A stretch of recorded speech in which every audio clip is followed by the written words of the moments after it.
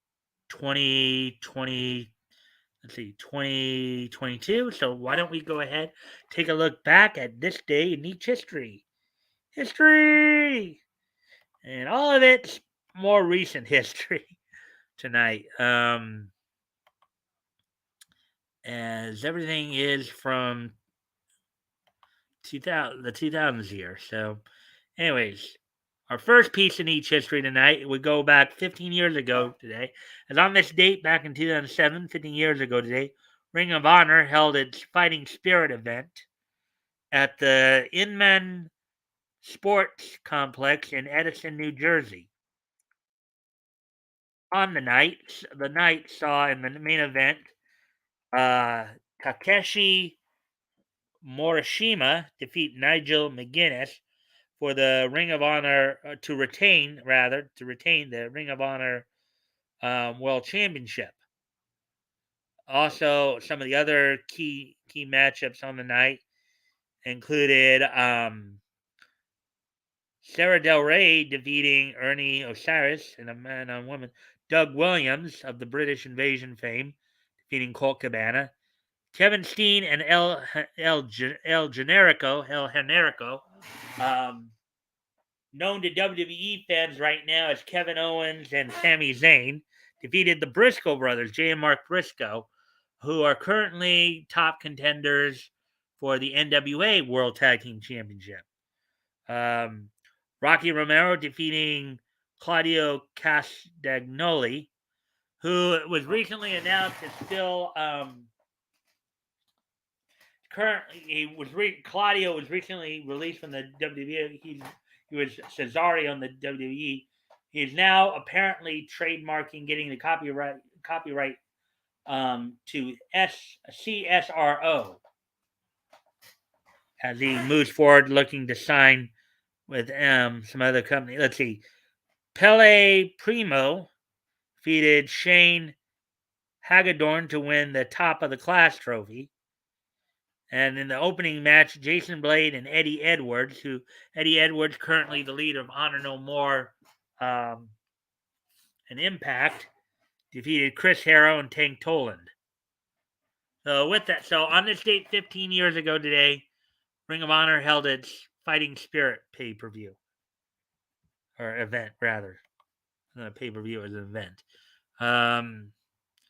Anyways, moving on to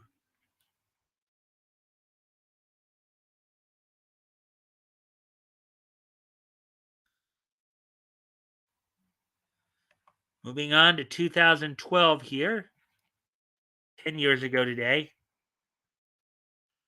On this date, 10 years ago today, 2012, let me pull that up, share that up.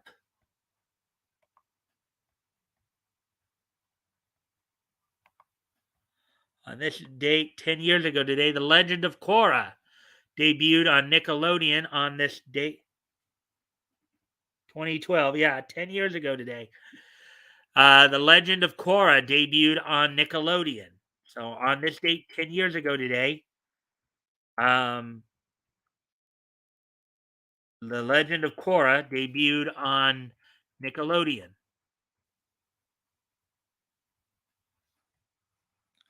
So there we go with that one. And then the next piece, and 2012 is just so nice that we're gonna hit it twice. As also happening on this date in 2012, over in Japan, Shin-El Animation's Crayon Shin-Chan, okay, so a couple of movies debuted over in Japan on this date in about 10 years ago as well. Shin-El Animation's Crayon Shin-Chan Arashi Yobu Ora to Uchu Princess, which let me see what the translated title of that. Crayon Shin-Chan Fierceness that invites Storm, me, and the Space Princess. That one debuted in Japan 10 years ago, as well as Detective Conan, the 11th Striker from TMS Entertainment, also premiered on this date. So Crayon Shin-Chan, Arashi Arashi o Yobu Ora to Uchu no Princess and Detective Conan, the 11th Striker, both premiered on this date back in 2012, 10 years ago today. And finally, on this date 1 year ago today, 2021, so last year, on this date last year, fifth and final issue of Power Pack from Marvel Comics went on sale. It was $3.99 and it was 28 pages. So on this date, 1 year ago today, Power Pack went on sale on this date. So there we go, everybody. I hope everybody's had a good night. Don't forget, of course, tomorrow night, as I said, we will be doing our historical comics retrospect, in which we will be looking back to December 1938. We'll be looking over comics that went on sale from David McCabe Publications and Fiction House. So we'll be reading some Sheena, some Gilda Gay, and some Dr. Hayward. With that, guys, thank you all for being here. Hope you have a good night, and I will see you tomorrow. Bye.